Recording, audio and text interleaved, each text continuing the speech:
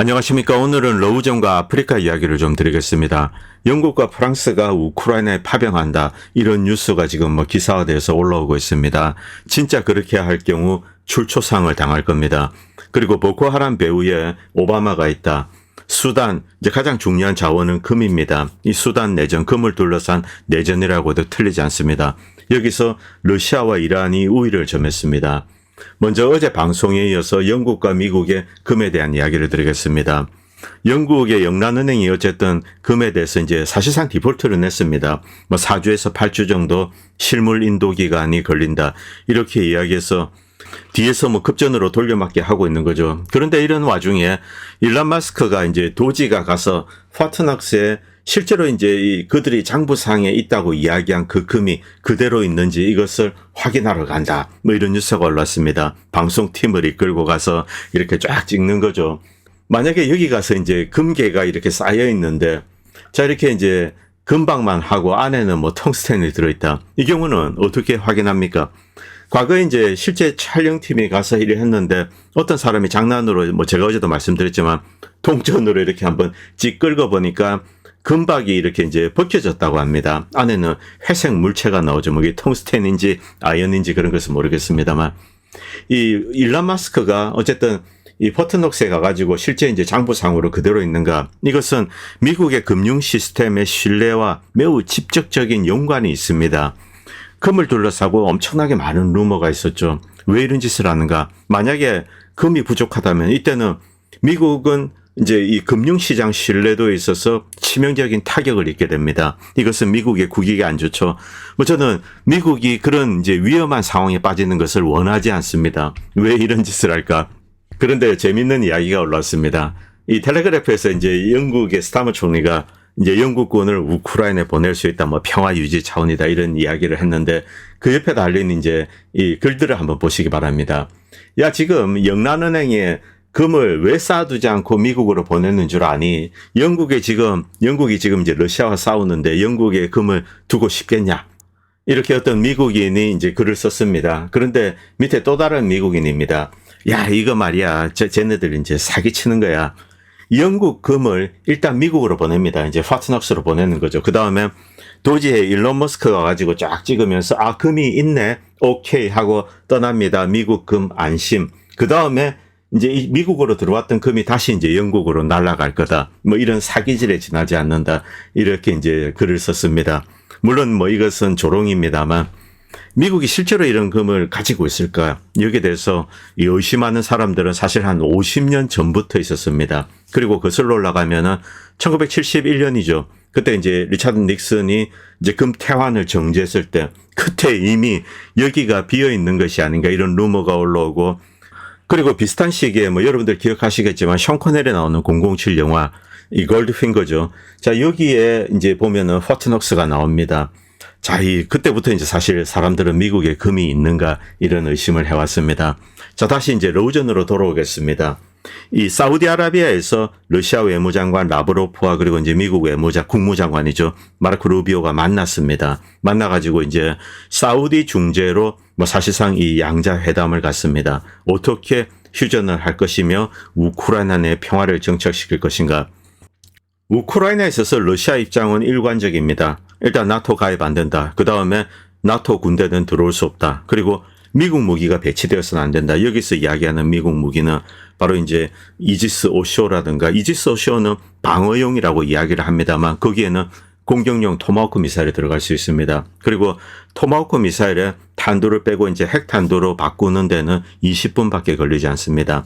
핵미사일을 모스크바 밑에 배치한다. 이것은 러시아가 이제 절대로 용납할 수 없는 거죠. 그래서 여기서 러시아는 한치도 물러나지 않습니다. 지금 이야기 나오는 거 4개 지역을 러시아에 주고 나머지 지역에 유럽 군대가 들어온다. 미군은 가지 않는다고 이야기를 했습니다. 대신 영국이나 프랑스 군대가 여기 들어와서 평화 유지를 한다. 그런데 이들이 들어와서 또다시 이제 이상한 무기를 배치한다거나 혹은 우크라이나를 무장시켜서 또 전쟁 준비를 하고 이럴 가능성을 배제를 할 수가 없습니다. 러시아는 이미 수차례 서구에 속았습니다. 일단 이 독일 통일을 허가할 때 절대로 나토를 동진시키지 않는다. 이게 베이스 이제 약속입니다. 이것부터 어겼죠. 뭐 1년 뒤에 바로 어기기 시작했습니다. 자, 그렇기 때문에 러시아는 더 이상 후퇴는 하지 않는다. 이게 확고한 입장입니다. 자, 이 영상 보시면 아시겠지만 이제 사우디 외무장관 파르완 왕자가 루비오 국무장관을 맞이하고 있습니다. 그리고 라브로프도 이제 이렇게 도착하는 장면도 나오고 있습니다.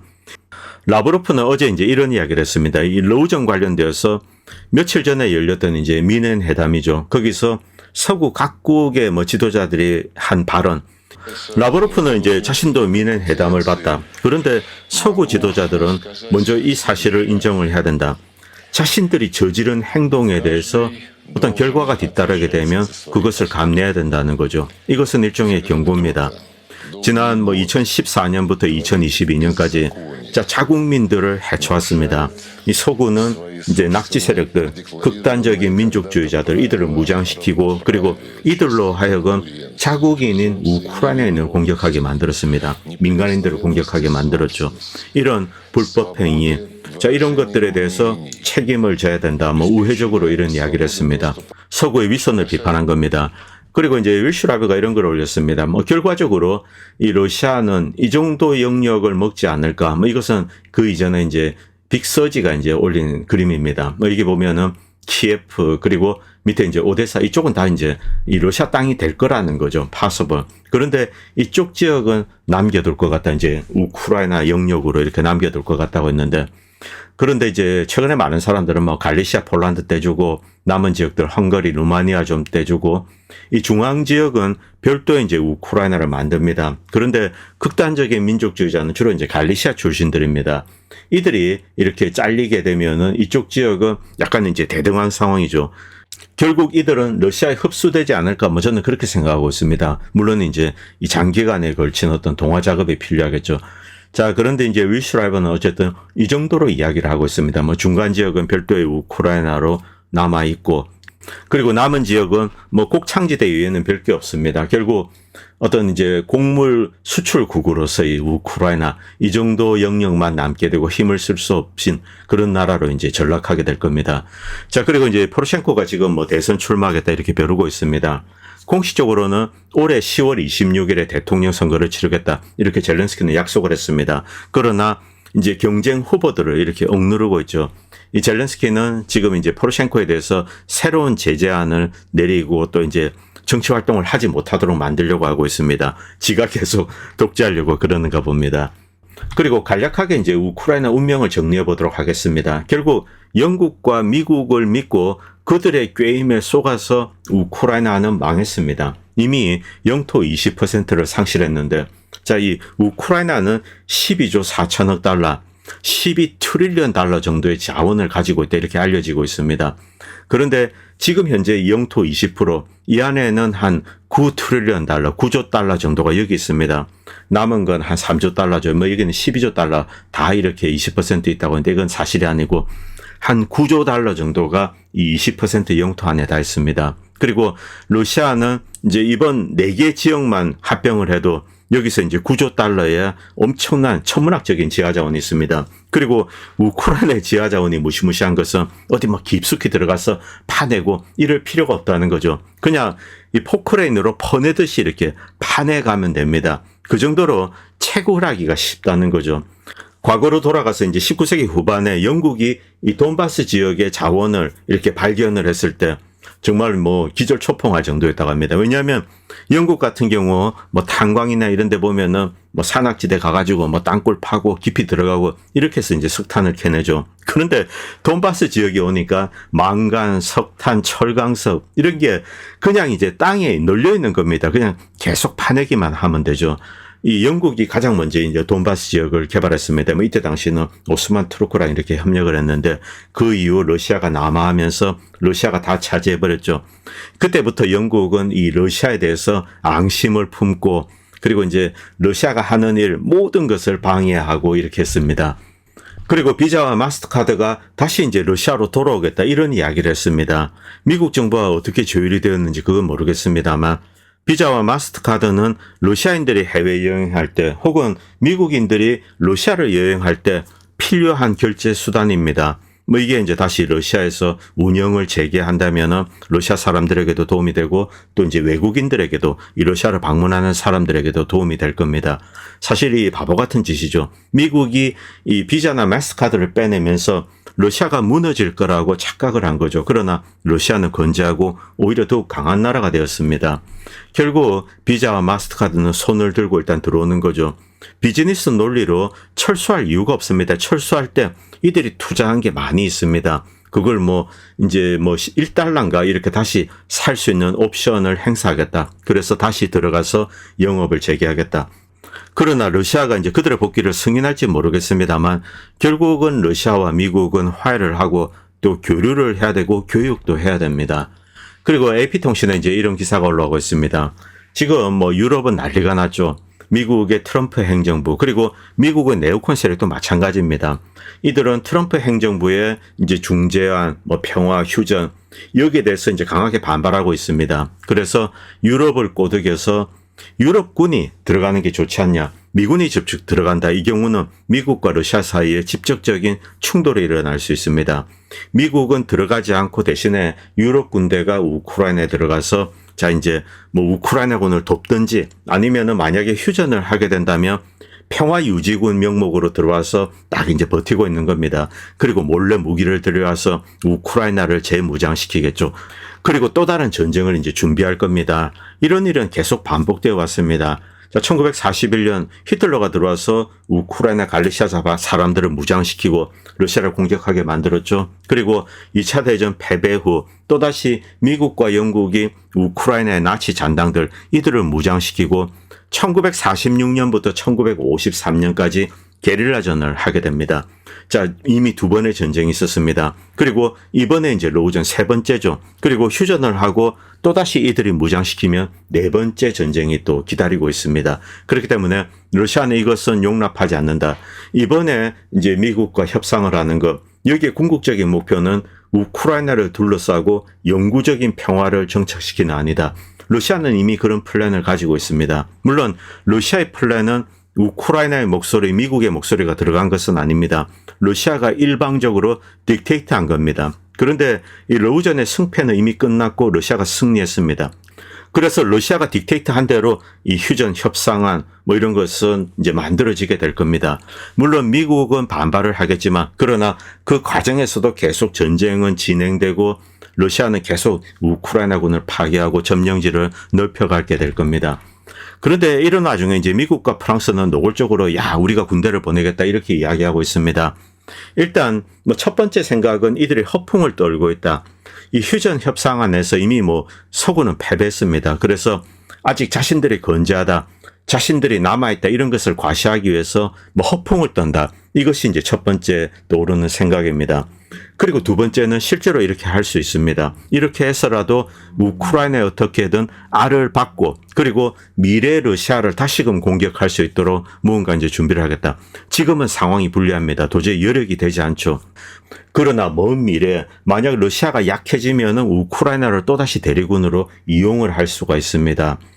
그리고 또 다른 이유는 만약 우크라이나가 이 통째로 이제 러시아에 넘어가게 된다. 이때는 과거 이제 소비에트의 그 막강한 영향력이 떠오르는 거죠. 이때는 서구는 두려움에 벌벌 떨어야 됩니다. 그래서 우크라이나가 온전하게 러시아 측으로 넘어가지 못하도록 일정 부분 떼내자 이런 의도가 있을 수 있습니다. 그런데 영국군과 프랑스군이 가면 어떻게 되는가? 러시아는 이미 선언을 했습니다. 그리고 행동에 옮겼습니다. 영국과 프랑스, 폴란드군 누구든 이 나토 군대가 우크라이나 땅에 들어온다. 러시아는 지금까지 계속 죽여왔습니다. 그리고 앞으로 보내면은 또다시 죽이겠다. 이게 러시아의 명확한 입장입니다.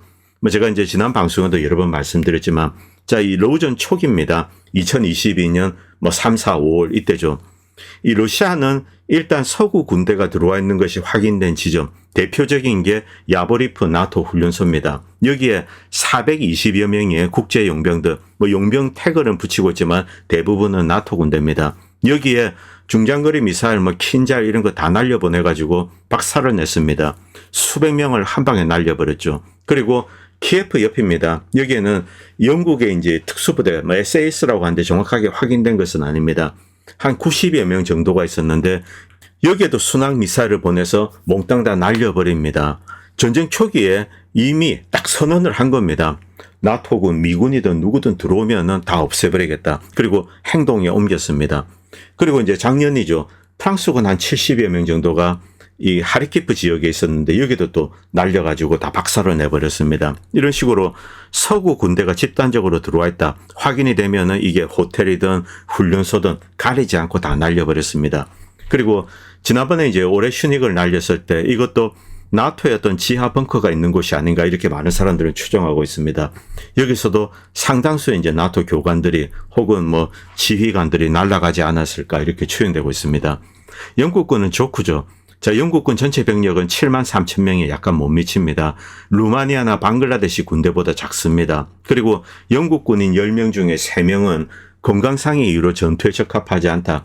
그리고 영국의 이제 장갑 차량, 탱크, 뭐 이 쿠르스크나 이런 데 들어가서 박살이 났습니다. 이 러시아와의 전투에 적합하지 않다는 거죠. 엄청나게 비싼 이제 가격표가 붙어 있습니다만 들어가는 족족 이렇게 박살이 났습니다. 그리고 현대화하는데도 실패했습니다. 오래된 무기를 이렇게 이제 계속 사용하다가 박살이 난 거죠. 다른 전차 이런 게 없습니다. 그리고 가장 중요한 거 포병이 부족하다는 거죠. 이 전쟁의 신은 포병입니다. 이 러시아는 포병으로 우크라이나 전력 이제 희생자의 한 80%를 포병으로 파괴한 겁니다. 영국은 우크라이나를 돕기 위해서 곡사포나 포탄, 비축량 모두 소진했죠. 프랑스 역시 마찬가지입니다. 영국이 본격적인 전쟁에 돌입한다. 이 탄약 뭐 이런 것은 금세 고갈된다는 거죠. 프랑스는 영국보다 낫습니다만 그러나 똑같은 운명에 처하게 될 겁니다. 그리고 이제 영국의 첨단 무기 형편없다는 거죠. 뭐 드론이랍시고 이런 게 만들었습니다. 뭐 정찰 드론 같습니다. 그런데 이거는 날씨만 조금만 나빠지면은 이제 날 수가 없답니다. 뭐 추락하거나 실종되고 이런 사고가 빈발하게 발생했다고 합니다. 그리고 이제 영국군이 만약에 우크라이나에서 러시아와 전쟁을 벌인다. 2개월 안에 무기가 고갈되고 이것은 영국 전력 전부가 우크라이나로 이동했다는 가정하에서 2개월 안에 무기가 다 고갈되고 6개월에서 1년 안에 모든 병력이 죽거나 이제 중상을 입게 될 거라는 거죠. 이것도 매우 낙관적인 추정입니다. 우리는 한 달 정도면은 충분하지 않을까? 한 달이면은 영국군은 다 죽는다. 이렇게 이제 분석하고 있습니다. 그리고 영국이 군대를 보낼 수 없는 가장 결정적인 이유는 재정적인 여력이 바닥났다는 겁니다. 단순히 국방 예산뿐만이 아닙니다. 영국 경제는 엉망진창이죠. 자, 이런 상황에서 이제 우크라이나에서 러시아를 상대로 전쟁을 할 수 있을까? 없다는 겁니다. 들어가면은 한 달 안에 줄초상을 당하고 그리고 바디백에 담겨서 이제 고국으로 돌아가야 됩니다. 그리고 프랑스 역시 마찬가지입니다. 자, 이것은 이제 어떤 친구가 풍자에서 올린 사진입니다. 앵글로 프렌치 군대가 이렇게 이제 우크라이나 전선에 앉아 있다. 식량과 겨울 옷과 그리고 탄약을 기다리고 있다. 게임 체인저, 이제 게임 체인징 무기를 기다리고 있다. 이 풍자에서 이제 이렇게 올리고 있습니다. 자, 그리고 전문가들이 나섰습니다. 자, 이렇게 하면은, 자, 러시아를 파괴하기 위해서 나토는 무엇을 준비해야 되는가? 러시아를 파괴하기 위해서 러시아를 꺾기 위한 전략은 심플하다. 자, 이렇게 러시아를 면하고 있는 모든 지역에서 동시다발적으로 러시아를 향해서 쳐들어가는 거다. 자, 그렇게 하면 이제 이길 수 있다. 이렇게 이제 시나리오를 올리고 있습니다. 자, 그런데 자, 군대가 필요합니다. 300만 명 이상이 필요합니다. 그리고 나토 사단의 총수는 약 7, 80개인데 200개 사단이 필요하다는 거죠. 300만 명. 7, 80개면 300만도 안 됩니다만 100만, 120만 조금 넘죠. 이것도 순간 이동을 해서 공간 이동을 해서 동시다발적으로 러시아 국경에 딱 들어오고 그 다음에 야 러시아 부수러 가자 하면서 쳐들어갈 때 그때를 가정한 겁니다. 망상이죠, 망상. 이런 망상에 대해서 이제 미어샤이미 교수가 일갈하고 있습니다. How many divisions does Jens Stoltenberg have, right? 야, 슈톨텐베르그, 너 말이야 사단 몇 개 가지고 있어? 이렇게 이제 질문을 하는 거죠. 러시아랑 싸워서 이길 군대가 나토에는 없다는 겁니다. 무기도 그렇고 훈련 상태도 그렇고 이게 나토의 현실이죠. 그리고 오레슈닉이 무엇을 했는지는 정확하게 이제 알려지고 있지 않습니다. 이 번개처럼 쑥쑥쑥 떨어졌습니다. 그리고 위성 사진을 보면은 지하 깊숙한 곳을 파고들었습니다. 그리고 여기에는 폭발성 탄도가 장착되어 있지 않습니다.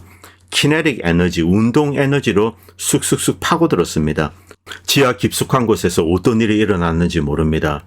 뭐 여러분도 아시겠지만 미국은 그동안 이제 이 소형 핵폭탄이죠. 소형 핵폭탄인데 지중화 이제 이 땅을 파고들어서 지중해서 터진다. 이렇게 해서 이런 것을 개발하는데 많은 노력을 해왔습니다. 스텔스기 딱 탑재한 다음에 와서 툭 떨어뜨리는 거죠. 지하에 벙커를 파괴한다. 그런데 올해 슈닉은 이 스텔스기 따위는 필요하지 않습니다. 그냥 하늘에서 번개처럼 떨어지는 거죠. 그리고 지하 깊숙한 곳까지 파고들고 만약 여기 이제 전술 핵탄두가 장착되어 있다. 이때는 뭐 지하에 있는 모든 것은 파괴될 겁니다. 결국 이 올해 슈닉이 서구를 위협하는 것은 가장 중요한 것은 지하에 있는 핵심 벙커들이죠. 뭐 지하 100m 이런 데 만약에 이 나토군 벙커가 있습니다. 여기서 핵전쟁을 지연데 이때 올해 슈닉이 떨어지면서 이 지하 벙커를 파괴할 수가 있다는 거죠.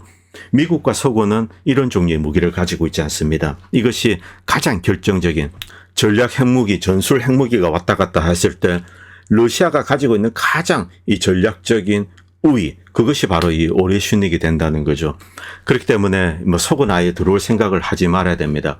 그리고 여러분들 이 영상 잘 아시죠? 이 친구 제가 이름은 까먹었는데 이 영국인 용병입니다. 영국인 용병인데 아조프스탈에서 잡혔죠. 자, 이 친구 그동안 이제 러시아 교관들의 가르침에 따라서 많은 것을 배우고 러시아 국가를 아주 이제 이렇게 열심히 이제 부르고 있습니다. 잘 부르죠. 노래도 잘합니다. 러시아 국가를 저렇게 이제 잘 부르고 있습니다. 그리고 옆에서 이렇게 하는데 그냥 잘못 부르면은 그냥 뭐 거의 싸대기 한 방 날릴 그럴 태세입니다. 자, 이게 영국군이 만약에 이제 우크라이나에 들어오면은 그때 이제 영국군이 처하게 될 운명이죠. 다 이제 러시아 국가를 제대로 연습하고 그 다음에 이제 우크라이나로 들어와야 될 겁니다. 그리고 이제 다음 이제 USAID와 보코하람 이야기를 좀 드리겠습니다. 알카에다, 아이시스 이런 것과 마찬가지로 이 보코하람은 아프리카를 생지옥으로 만든 살인기 집단입니다. 이 보코하람에 미국이 전폭적인 지원을 했다. 누구를 거쳐서 USAID를 통했습니다. 오바마가 배후에 있는 거죠. 그리고 나이지리아를 생지옥으로 만들었습니다. 뭐 이 사건 여러분도 기억나실 겁니다. 2014년이죠. 자, 여기 보면은 미국이 이제 나이지리아 정권을 교체하기 위해서 보코하람이라는 테러리스트에게 자금을 지원합니다. 뭐 이런 내용들 이제 이 USAID를 뒤지면서 다 드러나는 거죠. 물론 우리가 다 알고 있던 내용입니다만 이것이 공식적으로 확인이 되는 겁니다. 미국 정부가 알카에다, 탈레반, 아이시스 이들에게 오랫동안 자금을 지원해왔다. 이 탈레반 같은 경우 이제 재밌는 사실도 발견했는데 USAID가 아프가니스탄 내 여성 인권 단체에 돈을 줬습니다. 아프가니스탄 내 여성 인권 단체면 여성의 인권을 뭐 이렇게 위해서 일을 하거나 이렇게 생각을 하죠. 그런데 추적해 보니 그 여성 단체가 아예 탈레반 소속입니다. 탈레반의 자금이 흘러간 거죠. 이 여성 단체라는 것은 그냥 하나의 유령 루트에 지나지 않습니다. 이런 짓을 미국이 해오고 거기에 이제 USAID가 등장을 한 겁니다. 이 오바마는 이 부하리가 이제 협력해서 보코하람을 이용해서 이 권력을 미국의 뜻에 맞는 정권으로 바꾸기 위해서 이렇게 굴럭 조나단 정권을 파괴했습니다. 그리고 이 내전으로 수많은 이제 사람들이 죽었습니다. 나이지리아 사람들이 많이 죽었죠. 이 전 세계에 일어난 수많은 비극들 이것을 추적하면은 오바마가 이제 좀 많이 걸립니다. 그리고 이제 물론 오바마는 꼭두각시에 지나지 않습니다. 오바마 뒤에는 네오콘과 딥스테이트 세력이 있는 거죠. 글로벌리스트 집단이 있습니다. 2014년으로 돌아가서 뭐 이때 당시 물론 이제 이 굴럭 조나단 정권은 좀 문제가 있습니다. 부패한 정권이죠. 아프리카에 뭐 안 그런 정권이 어디 있습니까?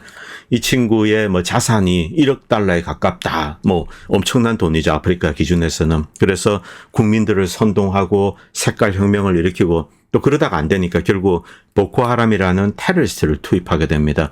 결국 이 굴럭 조나단 정권은 무너졌습니다. 그 이후 상당히 이 긴 이제 혼란스러운 기간을 거쳤죠. 그리고 수단 이야기를 드리겠습니다. 뭐 수단 내전이 벌어진 지 뭐 한 3년째 들어갑니다. 그런데 결국 이 러시아와 이란이 우위를 점했습니다. 그런데 이제 러시아와 이란은 중간에 이렇게 지원 세력을 좀 바꿔쳤습니다. 이 수단의 중요성 엄청나죠. 자, 여기 보면은 이스라엘을 마주보고 있습니다. 이렇게 대각선으로 마주보고 있고 사우디아라비아 그리고 예멘이 있습니다. 이 예멘에 이란이 이제 이렇게 지원을 하고 있죠. 그리고 예멘은 좀 분단되어 있습니다. 현재 이쪽 지역은 아랍에미레이트 그리고 사우디아라비아가 지원을 하고 있습니다.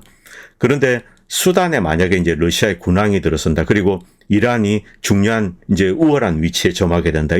이때는 다이렉트로 예멘 후티를 지원할 수 있습니다. 그리고 이 에리트리아는 대표적인 친러 국가입니다. 결국 러시아가 에리트리아, 수단, 그리고 옆으로 가면은 차드, 위로 가면 리비아, 이렇게 해서 북부 아프리카 지역을 사실상 이 러시아가 거의 이제 장악하게 되는 거죠. 물론 이 정복을 한다 이런 뜻은 아닙니다. 그들 국가 정부들과 협력을 하면서 이제 독자적인 목소리를 내게 되는 거죠. 이 수단, 에리트리아, 예멘 이렇게 거칩니다. 시리아는 상실했는데 시리아도 좀 지켜봐야 될 것 같습니다. 제 개인적인 생각에는 이건 개인적인 추측입니다만 이 푸틴이 에르도안의 시리아를 팔아넘긴 것이 아닌가. 어쨌든 이것은 시간이 지나면 밝혀질 것으로 생각합니다. 자, 여기서 이제 수단으로 들어오겠습니다. 이 수단에서 이란과 러시아가 이제 우월한 위치를 점유했다. 즉, 자신들이 미는 세력이 내전에서 승리하고 있다. 이 뜻입니다. 지금 반대편 세력은 얼마 남지 않았습니다. 결국 이 이란과 러시아가 지지하는 세력 이들이 승리하게 될 것이다. 이란과 러시아는 SAF를 지원하고 있습니다. 그런데 이제 그 전에 급속 지원군 RSF가 있죠. 이들이 반란을 일으키고 내전을 시작했습니다. 그런데 신속 지원군 RSF와 바그너 그룹이 원래 함께 협력을 했었습니다.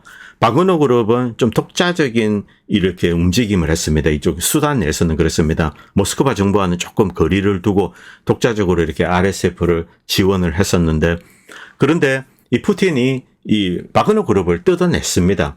그 다음에 러시아가 공식적으로 개입하고 2024년 초부터 본격적으로 러시아 정부가 SAF를 지원을 했습니다. 즉, 지원 진영을 바꿔치기 한 거죠.